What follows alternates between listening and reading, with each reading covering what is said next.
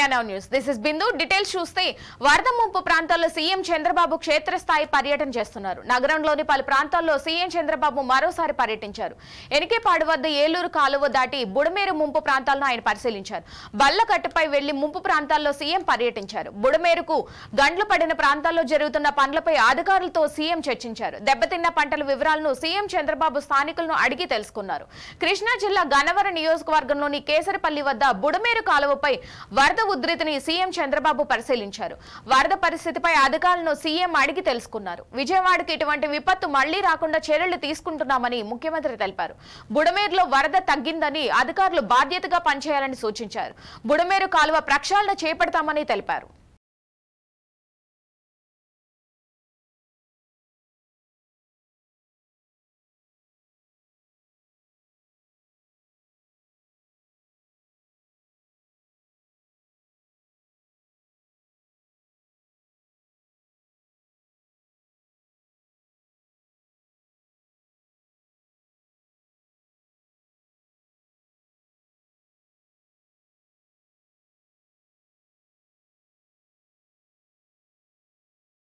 కేంద్ర ప్రభుత్వం సేంద్రీయ వ్యవసాయానికి అధిక ప్రాధాన్యతను ఇస్తుందని రైతులు సాంప్రదాయ వ్యవసాయ అభివృద్ధి పథకాన్ని సద్వినియోగం చేసుకోవాలని త్రిపుర గవర్నర్ ఇంద్రసేనారెడ్డి రైతులను కోరారు. మహబూబాబాద్ జిల్లా కే సముద్రం మండలం తాళ్లపూసపల్లి గ్రామానికి విచ్చేసిన గవర్నర్ పోలీసుల గౌరవ వందనం స్వీకరించి కేంద్ర ప్రభుత్వం ద్వారా అందించిన పంటలకు పిచికారీ చేసే డ్రోన్లను ప్రారంభించారు. అనంతరం అరబిందో ఫార్మా సహకారంతో హైడ్రోఫోనిక్స్ పద్ధతిలో సాగు చేస్తున్న పసుపు పంటను పరిశీలించి సేంద్రీయ సాగుపై శిక్షణ కార్యక్రమంలో పాల్గొన్నారు. ఈ సందర్భంగా గవర్నర్ నల్లు ఇంద్రసేనారెడ్డి మాట్లాడుతూ రైతులు సేంద్రీయ పద్ధతిలో పంటలను సాగు చేస్తే ఆశించిన ఆర్థిక లాభాలు చేకూరుతాయని, రసాయనిక ఎరువుల వాడకం తగ్గించి సహజ సిద్ధమైన పద్ధతిలో పంటలు సాగు చేసినట్లయితే నాణ్యమైన పంట చేతికందుతుందన్నారు. ఈ కార్యక్రమంలో జిల్లా collector Advait Kumar Singh, SP Sudheer Ramnath Kekan, Narsampet MLA Donthu Madhava Reddy, జిల్లా అధికారులు, రైతులు పాల్గొన్నారు. గవర్నర్ గారు తీసుకొచ్చి బెస్ట్ ఆర్గానిక్ నేచురల్ ఫార్మర్స్ వాళ్ళకు అవార్డ్స్ ఇవ్వడం, అదేవిధంగా ప్రధానమంత్రి ఏదైతే డ్రోన్స్ ఫ్రీగా ఇచ్చినారో వాటిని కూడా డిమాన్స్ట్రేషన్ చేసి ఈ రోజులల్లో ఎవరైనా గుర్తుంచుకోవాలి, ఏ వ్యక్తి కూడా పొలంలో దిగి మందులు కొట్టలేదు. కనీసం దీని ద్వారా కూడా గోమూత్రం కూడా స్ప్రే చేస్తాం. ఇలా గోమూత్రం కూడా స్ప్రే చేపిస్తా, ఆవు పేడ కలిపి కూడా ఫిల్టర్ చేసి కూడా స్ప్రే చేపిస్తా. మందులు వాడకుండా చేయాలి. ఇదొక ప్రోగ్రాము. రెండో ప్రోగ్రాం ఏంటంటే అవార్డ్స్ ప్రోగ్రాము. మూడో ప్రోగ్రామ్స్ ఇప్పుడు మన దగ్గర ఉన్నది పసుపు. ఆ పసుపులో కొత్త వెరైటీ ఏంటంటే సాయిల్లెస్, మట్టి లేకుండా పండిస్తున్నాము. ఆ పసుపు లండాన్ అని మేఘాలయ నుండి తెచ్చినాము. ఆ మేఘాలయ వెరైటీలాడ 12% కర్కుమీన వచ్చింది. ఇది నిజంగా కూడా ప్రపంచంలో హయ్యెస్ట్ కర్కుమీన. దాన్ని మన దగ్గర కూడా పెట్టి చూసినాము. నేను అనుకుంటా 8 వచ్చినా కూడా గొప్పే మనకు, ఎందుకంటే మేఘాలయ ఉన్న వాతావరణము తెలంగాణలో ఉండదు కదా. కాబట్టి సాధ్యమంత వరకు మట్టి మీద కాక వేరే పండిస్తాం మాత్రం తప్పకుండా కొంత వస్తుంది. మళ్ళీ హార్వెస్టింగ్ రోజు పరీక్ష చేసినప్పుడు అందరినీ పిలిచి కూడా కేంద్ర ప్రభుత్వం అనేక కార్యక్రమాలు చేపట్టింది. సాయిల్ హెల్త్ కార్డ్ విషయంలో కావచ్చు, అదే రకంగా విత్తనాల యొక్క అభివృద్ధి, పశువుల యొక్క స్టాటిస్టిక్స్, వీటన్నిటిని కూడా చేయాలి. వాటి యొక్క విత్తన అభివృద్ధి డెవలప్ చేయాలి. ప్రత్యేకంగా ప్రకృతి వ్యవసాయం మీద మనం శ్రద్ధ పెట్టాలనేటువంటి దాంతో మొన్న జరిగినటువంటి క్యాబినెట్ సమావేశంలోనే అత్యధిక నిధుల్ని కేటాయించడం జరిగింది. వాటిని అమలు చేయాలి అని చెప్పి ఈ సందర్భంగానే మనం చేస్తాం. ఇప్పుడు ఉన్నటువంటివి ఏవైతే న్యాచురల్గా ఉన్నటువంటి వాటి ఏవైతున్నాయో వాటిని కాపాడుకోవటం, వాటిని మనం మార్కెటింగ్ చేయటంలో కూడా శ్రద్ధ పెట్టాలని చెప్పి ఈ సందర్భంగా మనం చేస్తాం. కేంద్ర ప్రభుత్వం తీసుకొస్తున్నటువంటి కార్యక్రమాలని మనం సద్వినియోగం చేసుకోవాలని చెప్పుకోవాలి. జగిత్యాల జిల్లా కేంద్రంలోని పలు ప్రైవేటు హాస్పిటల్లో స్కానింగ్ సెంటర్లను జగిత్యాల ఆర్టీఓ మధుసూదన్, జిల్లా ఉప వైద్యాధికారి శ్రీనివాస్ తనిఖీలు చేశారు. ప్రభుత్వ నిబంధన ప్రకారం అనుమతి తీసుకున్న ప్రైవేటు ఆసుపత్రుల్లో surgical, non surgical, OP, IP lab కి సంబంధించిన ధరల పట్టికలు ప్రజలకు కనిపించే విధంగా ఉంచాలని తెలిపారు. ఎవరైనా నిబంధనలు అతిక్రమించి లింగ నిర్ధారణ చేసినా కఠిన చర్యలు తీసుకుంటామని హెచ్చరించారు. తనిఖీలో భాగంగా నిబంధనలు పాటించని ఆసుపత్రులకు నోటీసులు ఇచ్చామని జిల్లా ఉప వైద్యాధికారి శ్రీనివాస్ తెలిపారు.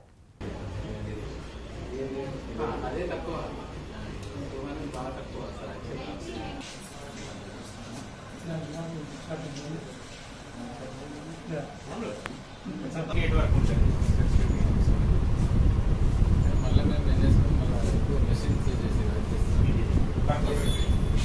హాస్పిటల్స్ అన్నీ కూడా డిస్ట్రిక్ట్ రిజిస్ట్రేషన్ అథారిటీ కింద రిజిస్టర్ చేయబడుతుంది. అయితే హాస్పిటల్స్ అయి ఉండొచ్చు, లేకపోతే సింగిల్ క్లినిక్స్, పాలిక్లినిక్స్, తర్వాత ఆయుష్ సంబంధించినవి అన్నీ కూడా హాస్పిటల్స్ కింద రిజిస్టర్ చేయబడుతుంది. ఒకసారి పర్మిషన్ ఇచ్చిన తర్వాత గైడ్లైన్స్ ప్రకారం ఉన్నాయో లేదో చూసి పర్మిషన్ ఇవ్వడం జరుగుతుంది. ఇచ్చిన తర్వాత వాళ్ళు ఏమైనా క్లినికల్ ఎస్టాబ్లిష్మెంట్ ప్రకారము రేట్స్ ఓపీ కావచ్చు, ఐపీ కావచ్చు, సర్జికల్ కావచ్చు, నాన్ సర్జికల్ ప్రొసీజర్స్ ఏమైనా ఉంటాయి, వాటికి ఏమైనా ఛార్జెస్ ఎట్లా చేస్తూ ఉన్నారు. ఆ ఛార్జెస్ గురించి ప్రజలకు తెలుసా లేదా, వాళ్ళకి చెప్పి చేస్తున్నారా లేదా, ఇంత ఛార్జ్ అని సో చెప్పాల్సిన బాధ్యత అనేది హాస్పిటల్స్ మీద ఉంది.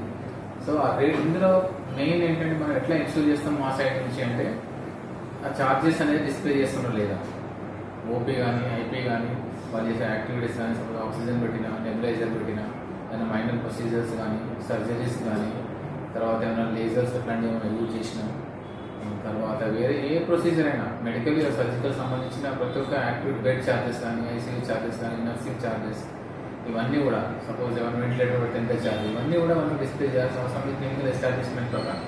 సో అందులో భాగంగా మా ప్రోగ్రామ్ ఆఫీస్ అందరూ, డిఎంహెచ్ఓ గారు అందరూ కూడా మన కలెక్టర్ గారి ఇన్స్ట్రక్షన్స్ ప్రకారం ఇవన్నీ విజిట్ చేస్తూ ఉన్నాం. రోజు హాస్పిటల్స్ ఒక్కొక్క ప్రోగ్రామ్ ఆఫీసర్ వైజ్ డిస్ట్రిబ్యూట్ చేయడం జరిగింది హాస్పిటల్స్.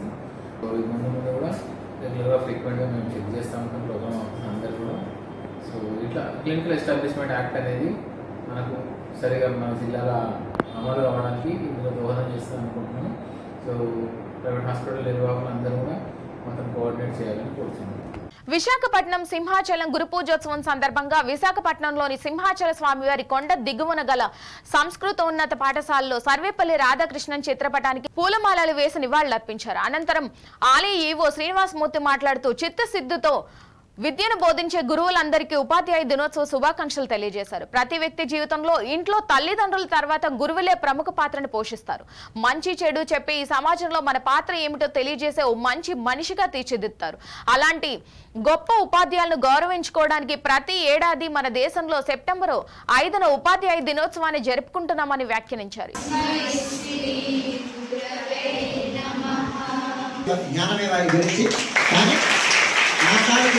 సంగీతాలలో అంటే మొదటి తరం ఉపాధ్యాయులు మరియు తర్వాత తరం ఉపాధ్యాయులకి మీడియేటర్గా ఉండి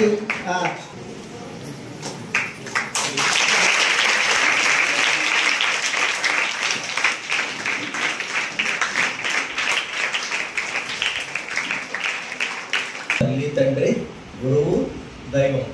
అంటే దైవం ఎన్నో స్థానంలో ఉన్నాడు, గురువు తర్వాత ఉన్నాడు, అంతేనా?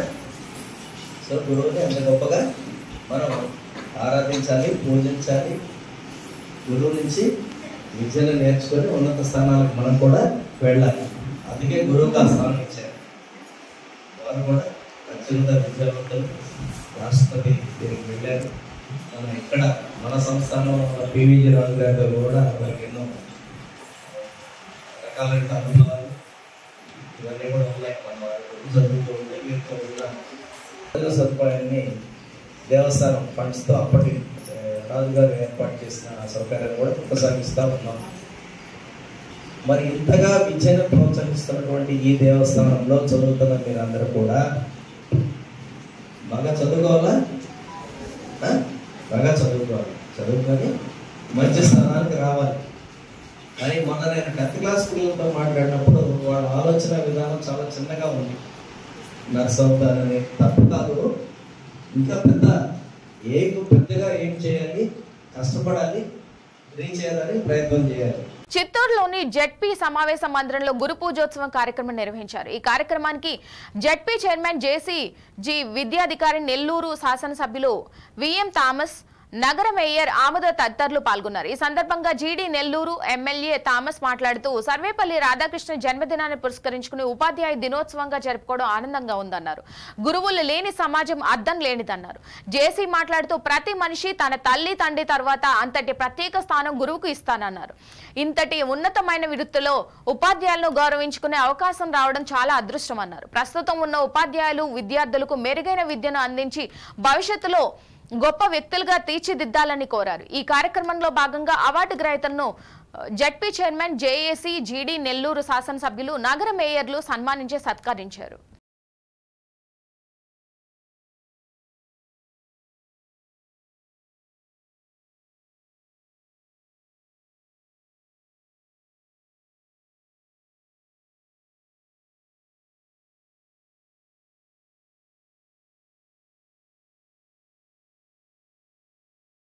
ఇక్కడ చాలామంది వివిధ రంగాల్లో బెస్ట్గా రాణించిన ప్రతి ఒక్క టీచర్కి కూడా బెస్ట్ టీచర్ అవార్డు ఇవ్వడం జరిగింది. సైన్స్లో, మ్యాథ్స్లో, స్కౌట్లో ఆ విధంగా అన్ని విధాలు ఇవ్వడం జరిగింది. సుమారుగా ఈరోజు నాకు 65 మందికి అవార్డులు ఇచ్చారు. ఇవన్నీ కూడా టీచర్ని ఎంకరేజ్ చేయడానికి, వాళ్ళు మంచిగా రేపు భావితరాన్ని మంచిగా తీర్చిదిద్దడానికి, ఎంతోమంది మంచి పిల్లల్ని విద్యారంగంలో కానీ క్రీడా రంగంలో కానీ వాళ్ళకి ఏ ఫీల్డ్లో ఇంట్రెస్ట్ ఉందో దాన్ని గుర్తించి వాళ్ళని ఎంకరేజ్ చేసి వాళ్ళని మంచి విద్యార్థులుగా తీర్చిదిద్దే బాధ్యతను ఈ టీచర్లు తీసుకుంటారు. కాబట్టి దానికి గుర్తింపుగా ఈరోజు అవార్డు ఇవ్వడం జరిగింది. టీచర్ని సన్మానించి వాళ్ళకి అవార్డు ఇచ్చేది నేను నిజంగానే ఒక మంచి కార్యక్రమంగా అనుకుంటున్నాను. ఎందుకంటే వాళ్ళే రేపు కావాలంటే డాక్టర్ని, ఐఏఎస్ ఆఫీసర్ని, అదేవిధంగా చూసారంటే ఐపీఎస్ ఆఫీసర్ని, మంచి రాజకీయవేత్తల్ని, మంత్రుల్ని, ఇక్కడ ఉండే ప్రధానమంత్రిని, అదేవిధంగా ఇట్లాంటి పెద్ద పోస్టులన్నీ కూడా రావాలంటే ఇక్కడ నుంచి క్రమశిక్షణ స్టార్ట్ అవ్వాలి. సో టీచర్లు దీంట్లో చాలా క్రూషియల్ రోల్ ప్లే చేస్తారు. కాబట్టి వాళ్ళని సన్మానించడం, ఈ కార్యక్రమానికి పాల్గొనడం నాకు నిజంగానే గర్వకారణం. చిత్తూరు నగరంలోని విజయం డిగ్రీ కళాశాలలో రెడ్ క్రాస్ సొసైటీ ఆధ్వర్యంలో గురు పూజోత్సవాన్ని పురస్కరించుకుని రక్తదాన శిబిరాన్ని నిర్వహించారు. ముఖ్య అతిథిగా పాల్గొన్న జిల్లా కలెక్టర్ సుమిత్ కుమార్, పూతలపట్టు ఎమ్మెల్యే మురళీమోహన్ మాట్లాడుతూ విద్యార్థులు ప్రతి 3 నెలలకు ఒకసారి రక్తదానం చేయడం వల్ల వారిలో మంచి రక్తం అభివృద్ధి చెందడంతో పాటు మరొకరికి ప్రాణదానం చేసిన వాళ్ళు అవుతారన్నారు. విద్యార్థులు తల్లిదండ్రుల కలలను, ఆశయాలను నెరవేర్చాలని, సోషల్ మీడియాకు దూరంగా ఉంటూ చదువుల పట్ల శ్రద్ధ వహించాలని, లక్ష్యాన్ని ఏర్పరచుకుని దాన్ని సాధించాలని హితవు పలికారు. అనంతరం రక్తదాన శిబిరానికి ప్రారంభించారు. అలాగే కోడిగుడ్ల స్ట్రాంగ్ కార్యక్రమాన్ని ప్రారంభించారు. NACC state EC member Ramesh Naidu, Rayalaseema zone chairperson Srinivas Naidu ఆధ్వర్యంలో 6 మంది లబ్ధిదారులకు ఉపాధి కల్పన చేయూత కింద 38,000 విలువ చేసే 6 కోడిగుడ్ల స్టాల్స్, 12,000 విలువ చేసే సామాగ్రిని కలెక్టర్ పంపిణీ చేశారు. కార్యక్రమంలో Indian excise society chairman Ramesh, vice chairman Govardhan Babi, కోశాధికారి తేజామూర్తి, కార్యదర్శి సహదేవ నాయుడు, కమిటీ సభ్యులు అరుణకుమారి, రెడ్ క్రాస్ వైద్యులు జయశంకర్, విజయ్ కుమార్, విద్యార్థులు పాల్గొన్నారు. విజయం కాలేజీ వాళ్ళు ఈ సేవా కార్యక్రమాలకి, ప్రజాహిత కార్యక్రమాలకి మేము ముందుంటామనేటువంటి సిద్ధాంతంతో రెడ్ క్రాస్ సహకారంతో వాళ్ళు నిత్యం వాళ్ళు అందిస్తున్నటువంటి ఈ సహకారానికి ధన్యవాదాలు తెలియజేసుకుంటున్నాం. 38,000 పైన బండి కాస్ట్ అవుతుంది. 12,000 రూపాయలు దాంట్లో పాత్ర సామాన్లు, స్టూళ్ళు, వంట సామాగ్రి అన్నీ కూడా అవుతాయి. అట్లా 12,000 రూపాయలు నగదుగా ఇచ్చి ఆ నగదుతో వారికి ఆ సామాన్లు కొనివ్వటం. అదేవిధంగా ఈ 38,000 రూపాయల త్రోపిడి బండిని వారికి ఎలాంటి కాంట్రిబ్యూషన్ వాళ్ళ వైపు నుంచి లేకుండా అర్హుల్ని గుర్తించి ఆ అర్హత కలిగిన వారికి, పేదవాళ్ళకి ఏ పార్టీ తత్వం కానీ తర్వాత క్యాస్ట్ తత్వం కానీ లేకుండా అర్హులు అంటే పేదవాళ్ళే అనేటువంటిది వాళ్ళకి ఉపాధి కల్పిస్తే బాగుంటుందనే సదుద్దేశంతో మా చైర్పర్సన్ అనురాధ జే దేశాయ్ గారిని మేము కోరిన మీదట ఆవిడ పెద్ద హృదయంతో సుమారు 13 కోట్ల ఈ ప్రాజెక్ట్ని ఆంధ్రప్రదేశ్లో నిర్వహించడానికి ఆమె ఆమోదించడం ఆమెకు కూడా ఈ సందర్భంగా మేము చిత్తూరు జోన్ తరపున కృతజ్ఞతలు తెలియజేస్తున్నాము. మహోన్నత వ్యక్తి డాక్టర్ సర్వేపల్లి రాధాకృష్ణ గారి జన్మదినోత్సవాన్ని పురస్కరించుకొని రెడ్ క్రాస్ ఆధ్వర్యంలో రక్తదాన శిబిరాన్ని ఏర్పాటు చేయడం జరిగింది. చాలా ముదావహం. రెడ్ క్రాస్ వారిని మనస్ఫూర్తిగా అభినందిస్తున్నాం. ముఖ్యంగా ఈరోజు యువతలో సేవా తత్పరత, సేవాభావాన్ని పెంచాలన్నటువంటి ఆలోచనతో రక్తదానాన్ని నిర్వహించినప్పుడు 100 మంది యువకులు విజయం విద్యాసంస్థలో చదువుతున్నటువంటి వారు రావడం చాలా ఆనందం. రక్తం ఇచ్చి ఆదుకోవాలన్నటువంటి ఆలోచన, తత్పరతని వాళ్ళను కల్పించినందుకు మీకు కూడా మంచి నడవడిలో నడిపిస్తున్నటువంటి మీకు కూడా అభినందనలు తెలియజేస్తున్నాం. నెక్వారు సామాజిక బాధ్యతతో సోషల్ కార్పొరేట్ రెస్పాన్సిబిలిటీ కింద ఈరోజు చాలామంది దినసరి కూలీలతో ఉన్నటువంటి వాళ్ళు, లేదా రోడ్డు మీద తోపుడు బండ్లు నడుపుకోవాలన్నా వారికి డబ్బు లేక చాలామంది వడ్డీలకు తెచ్చుకొని ఆ వడ్డీలు కట్టుకోలేక ఇబ్బందులు పడుతున్నటువంటి తరుణంలో ఎవరైతే తోపుడు బండ్లు పెట్టుకుని సొంతంగా జీవించాలన్నటువంటి ఆలోచన ఉందో అలాంటి వారికి ఈ తోపుడు బండ్లని ఇవ్వడం అనేది చాలా చేయూత. వాస్తవానికి ఇలాంటి కార్యక్రమాలు అనేది దిగువ మధ్య తరగతి జీవితంలో ఒక హుందాతనాన్ని గొప్పతనాన్ని వాళ్ళకి కల్పించినట్టు అవుతుంది. జనగామ జిల్లా పాలకుర్తి మండల కేంద్రంలోని ప్రగతి విద్యా నిలయంలో విద్యార్థులకు మ్యాక్ పోలింగ్ నిర్వహించారు. ఈ సందర్భంగా ఓటింగ్ ఎన్నికైన విధానంపై అవగాహన కల్పించారు. స్కూల్ ప్రిన్సిపల్ వీరమనేని వెంకటేశ్వర్లు ఉపాధ్యాయుల ఆధ్వర్యంలో విద్యార్థులు ఉత్సాహంగా మాక్ పోలింగ్ లో పాల్గొన్నారు. ఓటు హక్కు వినియోగించుకునేందుకు విద్యార్థులు బారులు తీరారు. నామినేషన్లు దాఖలు చేయడం, బ్యాలెట్ పేపర్ల ద్వారా ఓటు వేయడం, ఓట్ల లెక్కింపు, ఎన్నికల్లో గెలుపొందిన విద్యార్థులకు ధృవీకరణ పత్రాలు అందజేయడం వంటి అంశాలపై అవగాహన కల్పించారు. ఓటర్లుగా, అభ్యర్థులుగా, ఎన్నిక అధికారులుగా, పోలీసులుగా విద్యార్థులు వ్యవహరించారు. దీంతో పాఠశాలలో ఎన్నికల వాతావరణం నెలకొంది.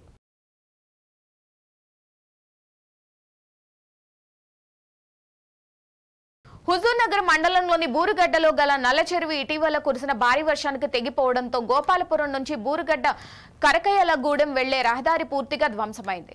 గత 3 రోజులుగా రాకపోకలు నిలిచిపోయాయి. దీంతో రోడ్లపై వెళ్లేందుకు వీలు లేకపోవడంతో చెరువుల నుంచి విద్యార్థులు, గ్రామస్తులు రాకపోకలు సాగిస్తున్నారు.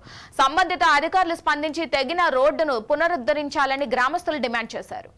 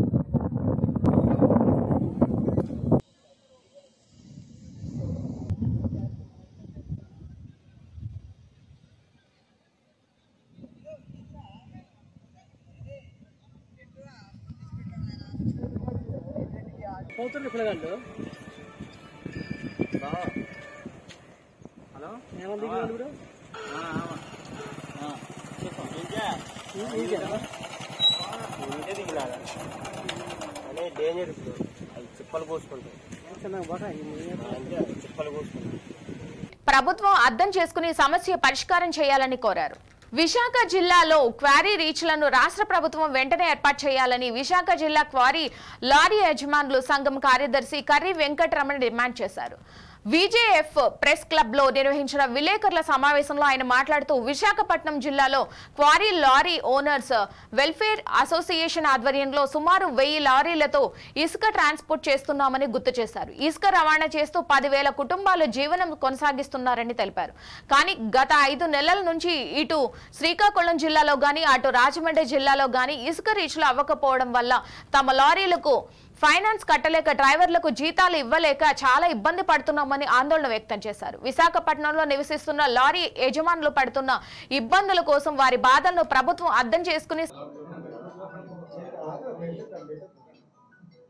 విశాఖపట్నం జిల్లాలోని రవాణా ట్రాన్స్పోర్ట్ మీద ఆధారపడిన లారీ యజమానులు, ముఖ్యంగా ఇసుక రవాణాదారులు విశాఖపట్నంలో చాలా ఎక్కువ మంది ఇసుక రవాణా ట్రాన్స్పోర్ట్ మీద ఆధారపడి ఉన్నాము. కానీ ఈ ఇసుక రవాణా మీద అనేక ఆంక్షలు పెడుతున్నారండి ఈ ప్రభుత్వం అనండి, గత ప్రభుత్వం అనండి. ఇసుకని ఎందుకింత హైప్ చేస్తున్నారో అర్థం అవ్వట్లేదండి. ఏ గవర్నమెంట్ వచ్చినా సరే 2-3 సంవత్సరాలు రవాణాదారులు ఇబ్బంది పడుతున్నారు. దానికి ముఖ్య కారణం ఆన్లైన్ విధానం అంటున్నారు. ఈ ఆన్లైన్ విధానం వల్ల 2014లో టీడీపీ గవర్నమెంట్ వచ్చింది. 2014 నుంచి 17 వరకు 3 సంవత్సరాలు దాదాపు 4-5 ఆన్లైన్ పాలసీలు పెట్టారండి.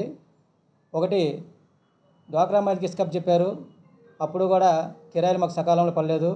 తర్వాత డిఆర్డీఏ డిపార్ట్మెంట్కి ఇసుక ట్రాన్స్పోర్టింగ్ అని చెప్పారు, ఆ రోజు కూడా సకాలంలో మాకు కిరాయిలు పడలేదు. ఇలాగా ఆన్లైన్ విధానం అనేది ఎప్పుడు కూడా రవాణాదారునికి ఇబ్బందులు తెచ్చిపెడుతున్నాయి. వినియోగదారుని కూడా సకాలంలో ఇసుక సప్లై చేయలేక చాలా ఇబ్బంది పడుతున్నాము. దీనివల్ల ఒక్కసారి గవర్నమెంట్ అనేది పాలసీ ఆన్లైన్ విధానం అనేది కొంచెం అధికారులతో మాట్లాడి, ట్రాన్స్పోర్ట్లతో మాట్లాడి ఏ విధంగా వినియోగదారునికి అలాగే రవాణాదారుడికి ఎటువంటి ఇబ్బందులు లేకుండా ఈ ఆన్లైన్ పాలసీ పెట్టమని చెప్పి ఈరోజు ఈ సమావేశం పెట్టామండి. ఇలాంటివి ఎన్నో అనేక రకాల సమస్యలు, అలాగే మాకు కూడా ట్రాన్స్పోర్టింగ్ ఛార్జీలు మొన్న సీఎం గారు ఒక ప్రెస్ మీట్ పెట్టి కొంచెం రవాణాదారులు ఛార్జీలు తగ్గించుకోమన్నారండి. ఈ రోజు వరకు చెప్తున్నామండి, ఏ గవర్నమెంట్కి అయినా సరే మేము రవాణాది ఏదైతే గవర్నమెంట్ నిర్ణయించిందో ₹1 మినహా తప్ప, అంటే వాళ్ళు ఏదైతే రవాణా ఛార్జీలు నిర్ణయించారో దానికి తప్ప మేము అదనంగా ₹1 కూడా వేసి ఏ వినోదాన్ని కూడా ట్రాన్స్పోర్ట్ చేయలేదండి. ఇవి బులెటిన్లోని అప్డేట్స్. మరిన్ని అప్డేట్స్ కోసం చూస్తూనే ఉండండి India now, reflection of truth.